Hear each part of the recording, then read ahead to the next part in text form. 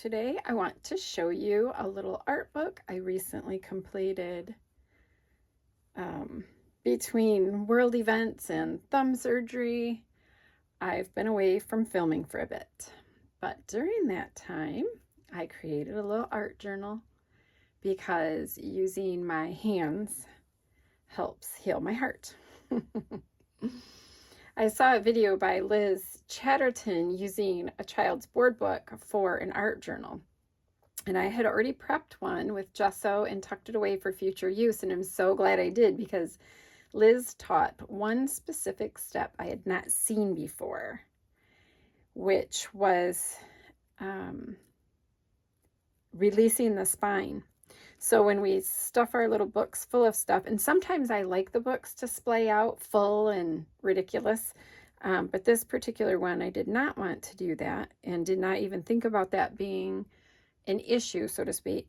So she taught to cut the spine along the edge right here on the cover edge. So right along where the cover meets the spine, slicing it down there. And you can see that I have, right here is the original. And so I expanded it that much just from adding what I did to the pages.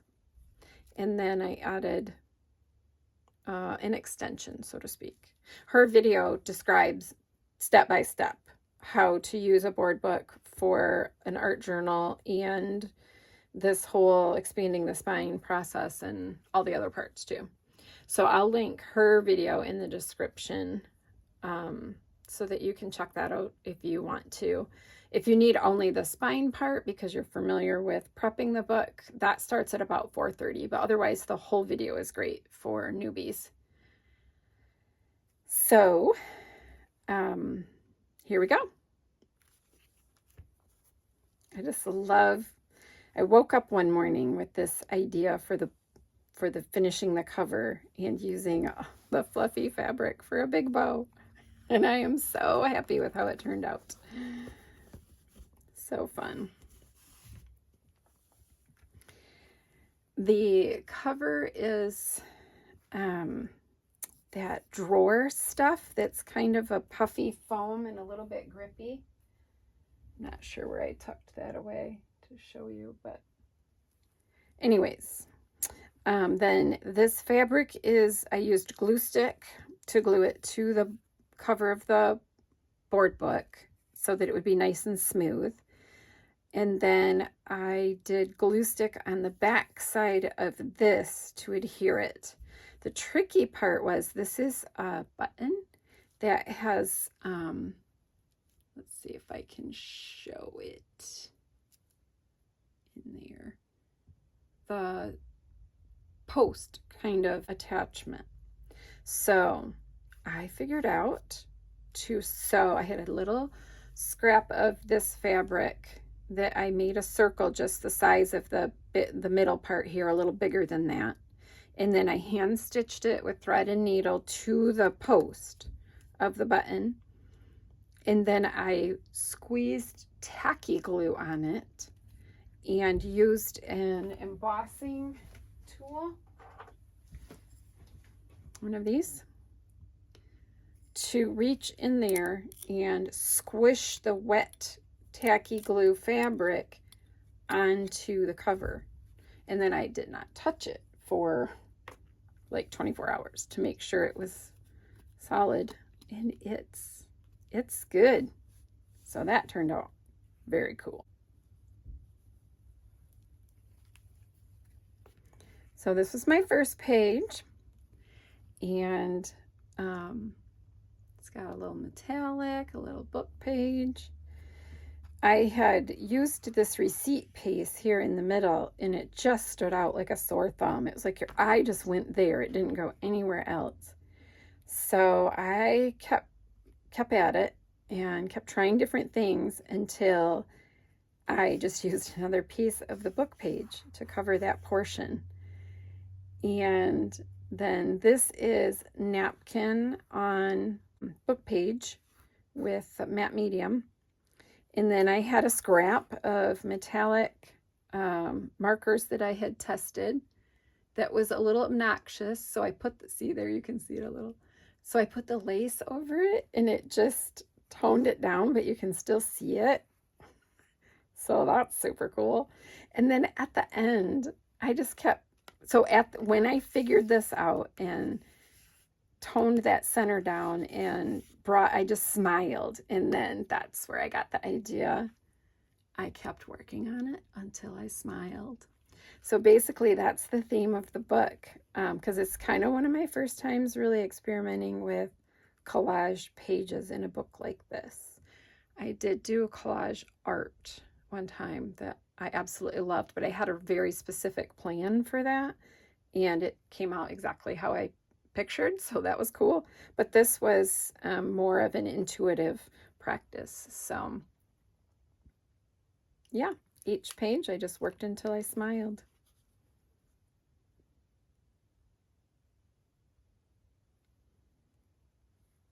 That's some more of that napkin over the book page. In this particular one, the words really show through. I did a couple different ones because I had not experienced that before. And this is fine if you love the book, the text. So this book was not great. It was about a murder and stuff. So there was so much in there that I'm like, no, I don't want that in a journal. But this page was okay. But I did another page where I used a little bit of white to splatter and splat out some of the words or parts of the words so that it's very much more subtle than this is. But I wanted this way for this page. So again, and then so the Jesus name above all other names. I don't know, I think that was from a sermon that week, maybe at church. But then I had this journal stamp that I loved the brown colors with. I don't know if you can see, but I covered it with just so it says, you pay each. Jesus. And then this was for sure a sermon. Pastor Ryan, I should have looked up the verse reference. 2 Corinthians. I want to say it was 10:1-6 that he preached on, but I'm not positive. But it's about taking every thought captive and make it obedient to Christ. And then he said, basically, we need to take every thought and tell it what to think. And that just really sparked something in me. I loved how he said that. So I wanted to capture it. So I put it on this fun page. This is a little bit of a very old and crumbling book jacket. And I just felt like I wanted to preserve a piece of it because I don't know, it just felt special. Do you have that when you collage? Just felt special. So the pages I had prepared with white gesso, and then this particular one, I did a piece of sewing pattern over the whole thing. On these, so this one I used the tempera paints and just scraps. And this one I covered it all with other things. So each one is unique. This particular one I wanted to start with the sewing pattern paper as the foundation. And I left it simple. I liked the simplicity of this one. And then this one, I heard this quote, earth's crammed with heaven, and every common bush afire with God, but only he who sees takes off his shoes. And that was Elizabeth Barrett Browning. And that, this whole book was just my heart was so happy with it. So that theme, I right away wanted to start with bushes. And then I found the rose bush in a magazine or a book, and some other book page pieces, and very intuitive, collected one little bit. Here, there was a little blue in the sky from behind the rose bush. And then this book page was from a Reader's Digest I got in an estate sale where a child had scribbled with crayon in some of the pages, and I loved the little marks that it made, that just the thinking of the young little artist expressing him or herself on the page. So I liked the blue, how it bounced with the blue, and so then that's how I added this third blue spot, so your eye kind of moves around. And then I had the darker green here and here, so I wanted to just add a touch of that there. And then these lighter greens here balanced with these lighter greens, and it just came together so sweet. And then this page was crazy different. I painted glitter metallic watercolor on there first, which, yeah, glue stick didn't like to stick to that very well, so I had to use Fabri-Tac, but that turned out great.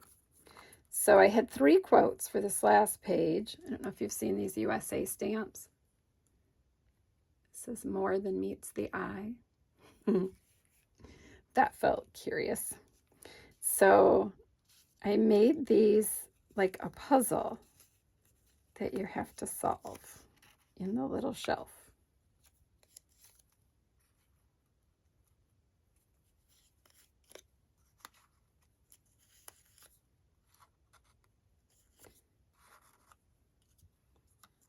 Never lose a holy curiosity. Albert Einstein said that. That was inspired from a book I just started reading by Mark Batterson, A Million Little Miracles. Highly recommend that too. I'll link that also. And maybe I won't give away the other 2. Maybe I will. They're so cool. I want you to see them. These quotes are wonderful. Nothing seems as simple as it is. And we know that, don't we? That is the truth. No, nothing. See, I have it wrong. This is good for my brain. Nothing is, oh, for heaven's sake. Nothing is as simple as it seems. There we go. ... right? Because there's more.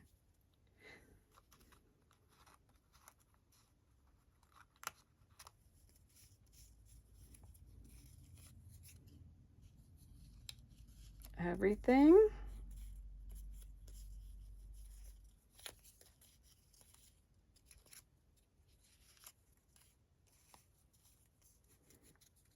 is more miraculous. Oops, there's another one behind there.